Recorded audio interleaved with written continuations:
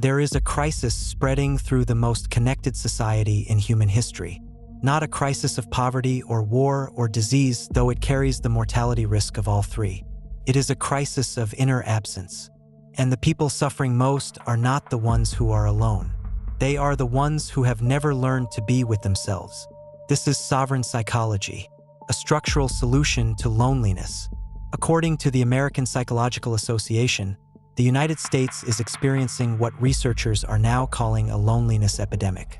Not a trend, not a phase, an epidemic with measurable consequences to mental health, physical health, and lifespan. 58% of Americans report feeling lonely often or always. Social isolation is now associated with a 29% increase in the risk of heart disease, a 32% increase in the risk of stroke, and mortality rates comparable to smoking 15 cigarettes a day.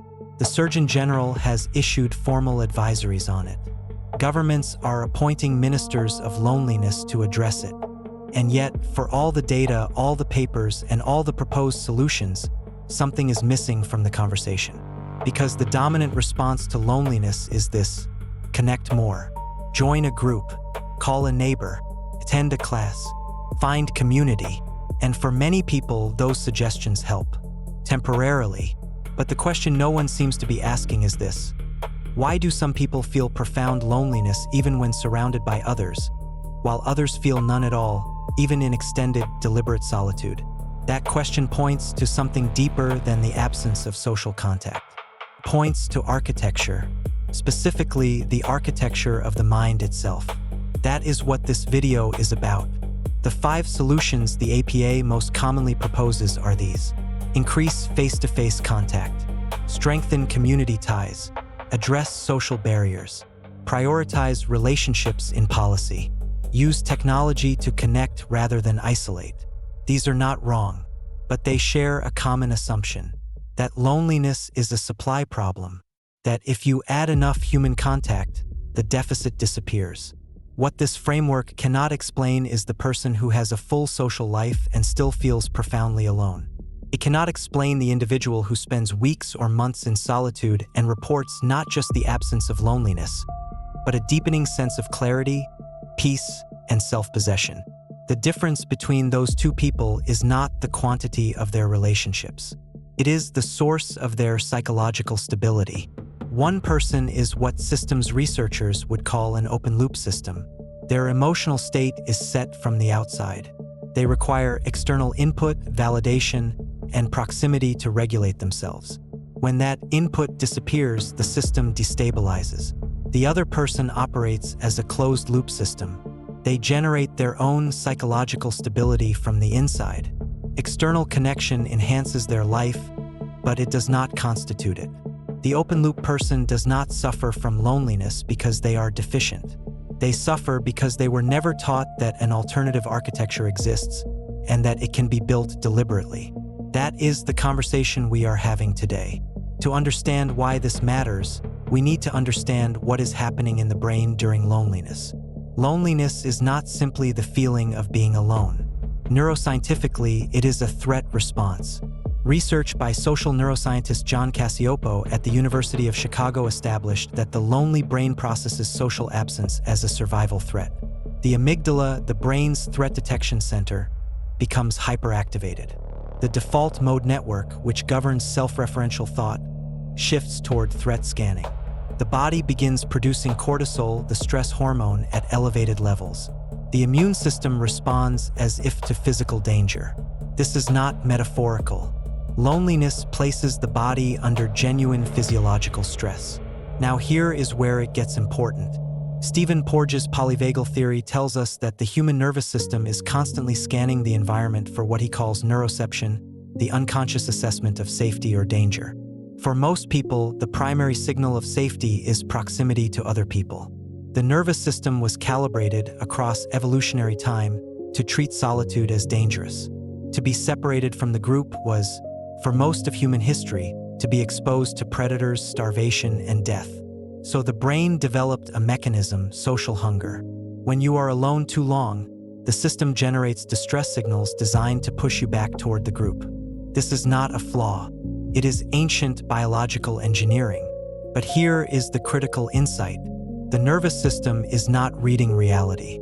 It is reading signals, and signals can be recalibrated. Self-determination theory, developed by psychologists Edward Deci and Richard Ryan, identifies 3 core psychological needs: autonomy, competence, and relatedness. The conventional response to loneliness focuses almost exclusively on relatedness, that is, social connection. But when autonomy and competence are sufficiently developed, they can become the primary source of psychological well-being. The need for constant relatedness does not disappear, but its urgency drops dramatically. In other words, if you develop strong enough internal governance, the nervous system stops reading solitude as a threat.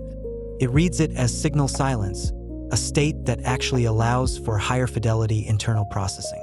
This is not theoretical. It is documented, trainable, and available to anyone willing to build it.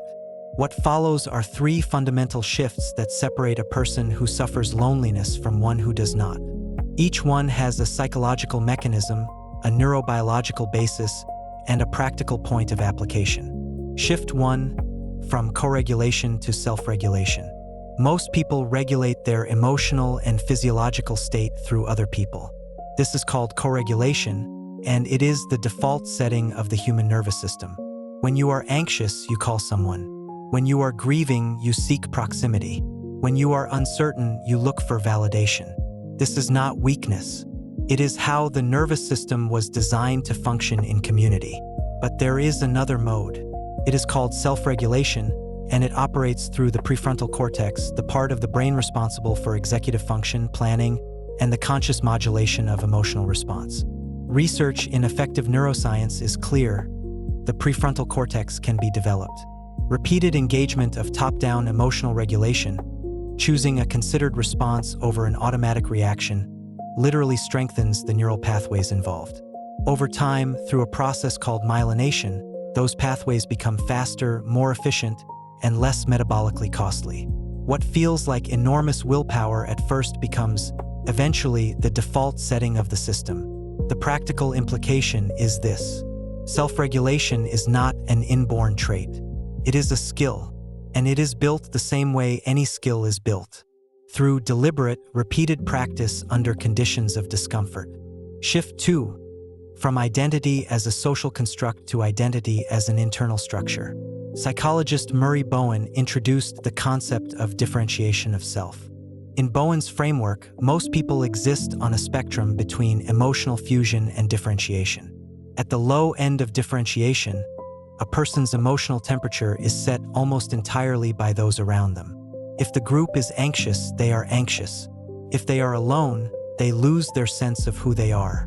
They are, in a real psychological sense, homeless inside themselves.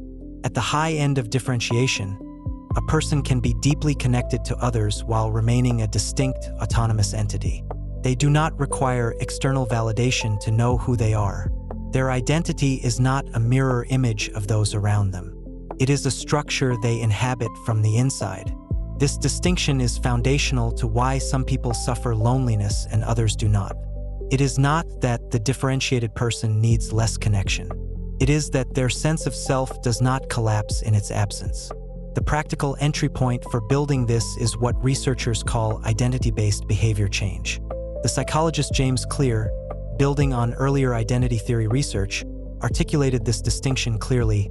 Outcome-based change relies on willpower. Identity-based change relies on the prior decision about who you are. When you decide, before the moment of difficulty, that you are the kind of person who does not require external input to remain stable, the behavioral change follows from identity rather than from effort. It is structurally more durable. Shift 3: from reactive to responsive. Neuroscience identifies a gap between stimulus and response. In a reactive system, that gap is near zero. The stimulus arrives, and the behavior follows automatically. The amygdala fires, the behavior matches the emotional signal, and the prefrontal cortex plays catch up after the fact. In a responsive system, the gap is consciously held open. The stimulus arrives. There is awareness of it. There is a moment of evaluation. Is this signal true, or is it a conditioned pattern? And then there is a deliberate choice about how to proceed. This is what some psychologists call metacognitive regulation, the ability to observe your own mental processes and intervene in them before they produce behavior. Research by Antoine Lutz and colleagues at the University of Wisconsin found that experienced meditators showed significantly greater activation of the prefrontal cortex and reduced amygdala reactivity during emotionally charged stimuli, compared to non-meditators. The mechanism is not mystical. It is structural. The repeated practice of observing a mental event without immediately acting on it strengthens the neural circuitry that makes that gap possible. The practical implication is direct. Any moment of discomfort, including the discomfort of solitude, is a moment of practice. The person who can sit with the ache of missing someone, not to suppress it but to observe it without being commanded by it, is building the neural architecture of sovereignty. Let us be precise about what is happening when a person moves from an open loop to a closed loop system. At the neural level, what changes is the ratio of limbic reactivity to prefrontal governance. The limbic system, particularly the amygdala and the structures associated with social threat monitoring, does not disappear. It continues to generate signals. What changes is the degree to which those signals automatically translate into behavior. Think of it this way. The limbic system is a sensor array. It is extraordinarily sensitive and has been tuned over millions of years to detect threats, including social threats. You do not want to disable it. You want to govern it. Governance means this: the signal arrives, it is acknowledged, and then it is evaluated by a higher order process before it determines behavior. Over time, as this pattern is repeated, the evaluation process becomes faster, cheaper, and more automatic. What required intense conscious effort at first becomes, through myelination, a subroutine. You are not fighting your nervous system anymore. You have upgraded it. This is what psychological literature refers to when it uses the phrase earned security. It is a demonstrable shift in the operating architecture of the self. But there is one more piece, and it is perhaps the most important. The person who has built internal governance does not become cold or detached. They become, paradoxically, more capable of deep connection. Because they are not coming to relationships in a state of deficit, they are not extracting from them. They are contributing to them. The relationship is not a life preserver. It is an exchange between two complete entities. This is the final dimension of what we might call sovereign psychology. Not independence from others, not isolation as a value, but the capacity to be alone without suffering, which makes you capable of being with others without clinging. This is not an instruction to go live alone on a road for months. The principles here apply in any life, in any occupation, in any circumstance. Here is how you begin. First, audit your current regulation strategy. Ask yourself honestly, when I am uncomfortable, where do I go first? Do I reach for a person, a device, a distraction? Or do I sit with the signal long enough to understand what it is actually telling me? There is no judgment in this audit. It is simply a diagnosis. Second, begin practicing the gap. When discomfort arises, physical, emotional, or social, practice holding it for 10 seconds before responding. Not suppressing it, holding it. Observe the sensation. Name it if you can. Let it exist without immediately acting on it. This simple practice, done consistently, begins to develop the prefrontal musculature required for self-regulation. Third, make an identity decision before the next moment of difficulty. Not, I will try not to feel lonely today, but I am a person who can be with my own experience without requiring it to be immediately resolved. That is a different category of statement. It is a constitutional claim, not a behavioral intention. Fourth, understand that the body has its own timeline. Cognitive understanding arrives before somatic integration. You may understand something intellectually while your nervous system still runs the old program. This is not failure. It is the lag time built into biological systems. Your nervous system is conservative by design. It requires repeated new evidence before it updates its priors.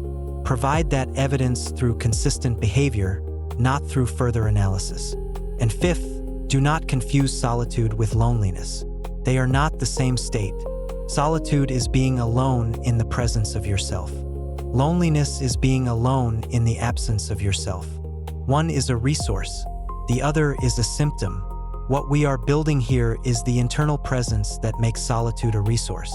The APA's data tells us there is a crisis, and there is. But the crisis is not that people are spending too much time without other people. The crisis is that most people have never been given the internal infrastructure to be present with themselves. They are, in a real sense, strangers in their own minds. And when the external scaffolding of social life fails them, as it inevitably does at points across any life, there is nothing left to stand on. What we have described in this video is not a rejection of community or connection. It is the prerequisite for genuine community. You cannot give what you do not have. You cannot be fully present with another person if your own inner kingdom is not in order. The person who has built sovereign psychology does not need less from others. They need something different. They need exchange, not supply. Resonance, not rescue. The work is internal. The result is visible in everything. If you are someone who has felt that loneliness in the data is simply your experience, that there is something missing in your life that others seem to have, I want to leave you with this thought. What is missing may not be more people. It may be your own presence to yourself. And that is something you can cultivate regardless of your circumstances, regardless of your occupation, regardless of where you are in life right now. The power to rule oneself and experience internal self-sovereignty is not elsewhere. It was always yours to claim.